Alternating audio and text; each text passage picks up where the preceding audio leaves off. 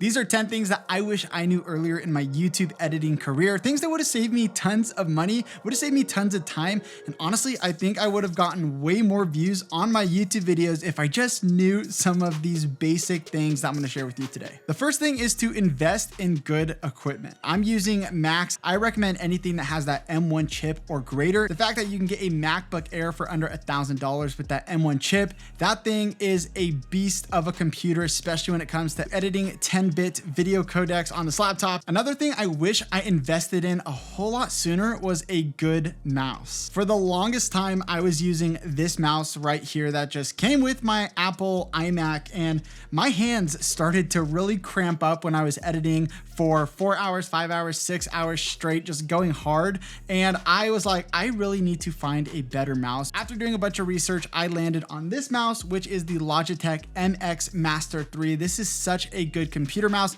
It just sits in your hand a whole lot better. And the coolest thing is it gives you a whole lot more buttons and makes editing actually a lot faster. When I switched over to this, my hand stopped cramping, and this is something I just wish I had a whole lot sooner. Another underrated piece of tech for editors is getting speakers. I was wearing headphones and then my ears would start to hurt because I'd be wearing them for like an 8-hour day. When I invested in some good computer speakers, I was so happy that I didn't have to wear headphones all the time, and I still got really clean, really good audio that I could just edit all the time. Now I don't even wear headphones unless I'm going to a coffee shop, and I absolutely love it. And one last major hack when it comes to equipment is investing in a good monitor. Honestly, just being able to hook my laptop up to an external monitor and have more room, more space, that has been such a game changer because I just feel like I have so much more room to edit and to work with, and it makes my life so much easier. Second thing that I wish I knew a lot earlier was to stay organized. Get in the habit of creating folders for your projects and then creating subfolders for your video files, for your audio files, for your A-roll, for your B-roll, and this is going to save you so much time in the future when you're trying to find all this footage. You have no idea where it is.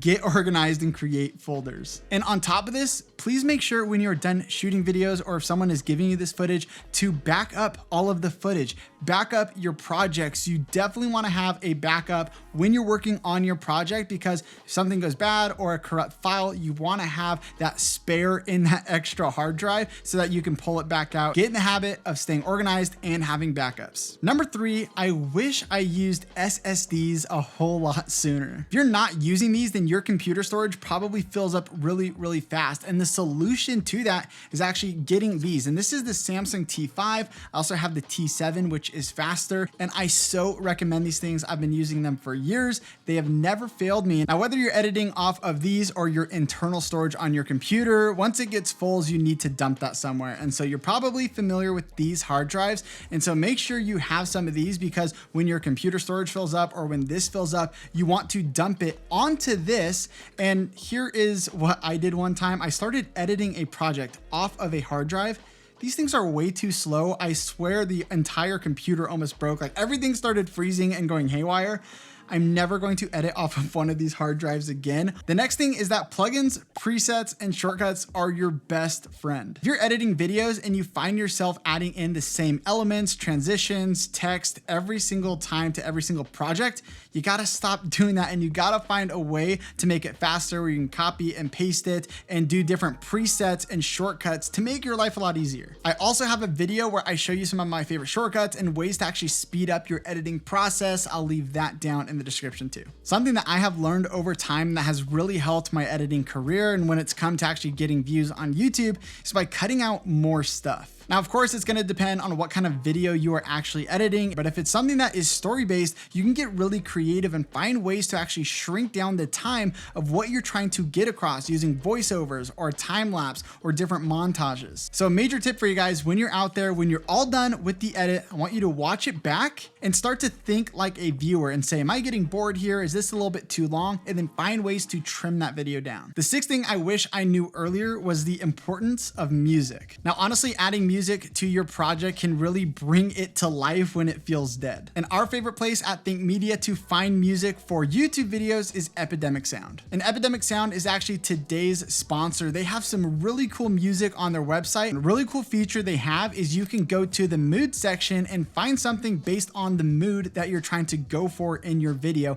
And this makes it really easy to find that perfect song for that scene. Now, a lot of beginner editors also don't realize how powerful sound effects can play a role in your videos. Epidemic Sound has a huge library of sound effects that you can use in your videos, and this really levels up the production quality of your video. To show you how powerful of a part that music can play in your videos, I'm gonna show you a clip with no music, and then I'm gonna show you the final edit with that music. Check this out. It all started when I got an ad on Instagram for a 4K video camera that cost $100. It all started when I got an ad on Instagram for a 4K video camera that cost $100. Tip number 7, done is better than perfect. So before I like to get really fancy with my editing and try and perfect it, I just want to get it done. The reason this matters so much and saves you so much time is because once you get that rough cut in order, you can watch it back. And like I mentioned, you're going to want to cut certain things out to help with the pacing of that video. And so if you're working on something for hours and hours, just to watch it back and be like,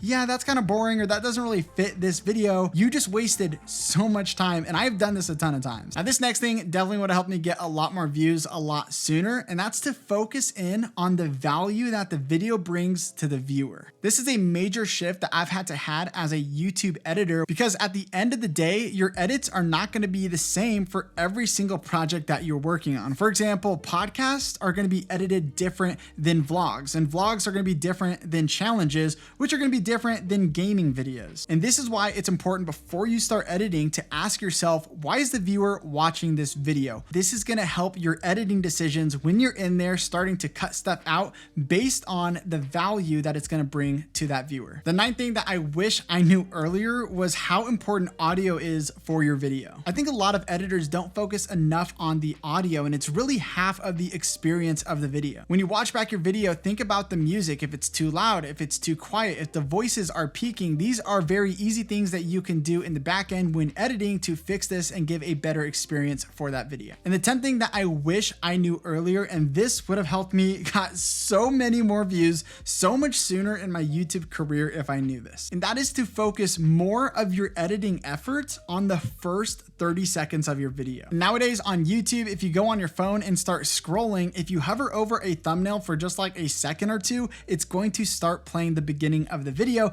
People are going to start watching, and you need to hook them in right away. So click on the screen right now where I show you exactly how to do this so that you can hook in viewers and start getting way more views on YouTube. I'll see you guys in the next video.